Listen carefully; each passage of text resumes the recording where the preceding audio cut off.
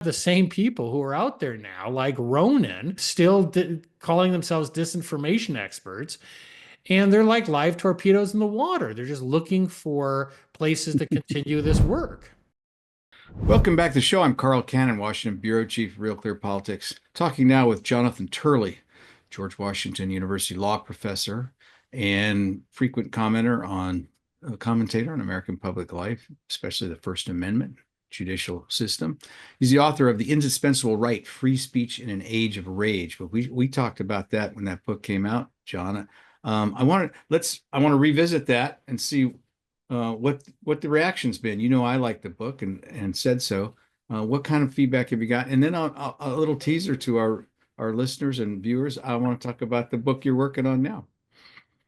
Well, Carl, it's great to be with you again as one of the great defenders of free speech. And so it's always a pleasure to have this type of dialogue. And the response to the book has been very positive. I'm happy to say I just did a lecture at Stanford University, which has had a great deal of problems with free speech. And I was very gladdened actually to speak with many faculty as part of that lecture that are committed to free speech and want to resume this struggle to try to restore free speech protections in higher education.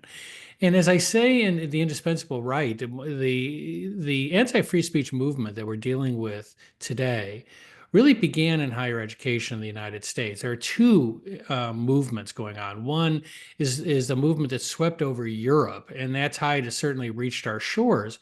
But our own homegrown movement began in higher education and then metastasized in media and government and corporations. But the key here is that if we're really going to make inroads, we're going to have to struggle with the hardest of those silos, which is higher education, to try to bring greater intellectual diversity and free speech protections back to our universities. And even some liberal professors who've been silent for years as their colleagues have been fired and suspended are now beginning to acknowledge that this has gotten to be too extreme, that they have virtually eliminated dissenting voices from faculty. Many departments have virtually no conservatives or libertarians. They are virtually 100% liberal and democratic. And that has an impact on our mission to teach students. But Well, I'm also, when you think about Stanford, John, I just was remembering this sort of reached its sort of height or maybe nadir at Stanford at the law school when a federal judge was invited there and basically shouted off the stage, called names. These law students at Stanford who are presumably studying constitutional law think that the heckler's veto is their birthright. And but it sounds like I'm curious, is the fever broken? It sounds like you had a different experience at Stanford. well, it's hard to say. This was a faculty series, and I don't believe the fever has broken at Stanford. What part of the problem I had with the Stanford incident is not just the incident itself, which was bizarre because you had Judge Duncan there to speak with law students, many of whom would like to clerk for him on the Court of Appeals. And then when he finally asked one of the administrators to step forward, this senior member of the law faculty administration denounced him and said, what made you think you could come and give those views here that are so triggering? And all of our jaws dropped watching that video. Now, she was ultimately let go, but what was disturbing is that after the president and the dean finally said, this is not us, we have to allow for free speech, they did nothing with regard to those students who did it. And indeed, they required all students, including the victims of this, to go through to watch a meaningless video on free speech, which the students mocked. And that was how Stanford responded to one of the most serious violations of free speech in its history. But I have to say that there is a critical change in one respect, Carl, and that is the book talks about, the book really talks about our understanding of free speech through the personalities and periods that helped us form our view of free speech. And one of those periods was indeed one of the most dark, which is the Adams administration. John Adams became a colossal hypocrite. He violated everything he believed in or said he believed in during the revolution and tried to actually punish, even execute his opponents. And Jefferson pardoned all those people, but after all, they were Jeffersonians, but he also went after his political opponents. This election is the first election since 1800 where free speech was one of the major issues. And it had the same response. John Adams was tossed out. Joe Biden was tossed out, and then his surrogate replacement, Harris, was rejected. And in part, the poll showed that free speech was one of the issues that concerned voters. And obviously, the economy was the most important. But that is heartening because some of us who believe, and the premise of the indispensable right is that free speech is a natural right. I reject what I call a functionalist view that we protect free speech because it makes democracy better. It certainly does that, but it's more than that. You Well, can. you've heard my rap on that. I think free speech created this country, not the other way around. I mean, and you write about this too. The John Peter Zenger case and first free speech case in 1735. Let me do a quick update to our listeners and readers. You're listening to Real Clear Politics on Sirius XM Radio. I'm Carl Cannon, Washington Bureau Chief of RCP, talking now with John Turley, a friend of mine and a friend of the First Amendment, more importantly. John, that's a good time. Jonathan's a professor, a law professor at George Washington University. John, you just won the Samizdat Prize given by the Real Clear Foundation. What was that?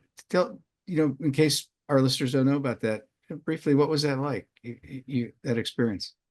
Well, first of all, it was a great honor. I was there with the CEO of X, for example, who was one of the co-recipients. But one of the most memorable aspects was to receive that award from your hands because it means a lot to gather people who have fought for free speech for so long. To remind us that we're not alone. That's the point of this prize, is to, from what I understand, is to show people who have been targeted, who've been canceled, who have struggled for free speech, that there is a community out there. And it's sort of what I found out at Stanford yesterday. After viewing Stanford in such a dim light, it was wonderful to see faculty who get it, who understand how important this fight is. And so Real Clear Politics has always been the most steady champion and friend of free speech.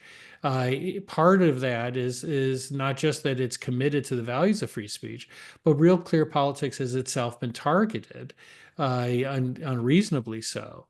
And so it's walk the walk. It has fought this fight. So to receive a prize from that organization and from people like you, Carl, is one of the greatest honors of my life. Well, thank you. That's nice. That's kind of you to say. Let's tease our readers a little bit. Well, before I get to your new book, let me ask you a question about free speech. You say we still have a lot of work to do on college campuses, these elite schools especially. But what about in Washington? We had this election you mentioned, but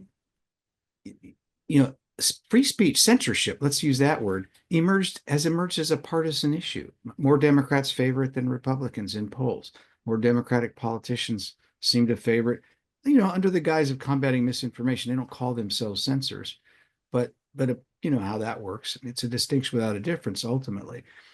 Is there any consensus building in the political class that this shouldn't be a partisan issue, that Democrats need to care about free speech just as much as Republicans, which is the way it was, when you and I were young men. Are there winds of change afoot? Can you? Well, the only change I can see is not that the Democratic Party is coming back to free speech. I was raised in a liberal Democratic family in Chicago. I worked for liberal Democrats for much of my life, including people like Ted Kennedy, Mo Udall.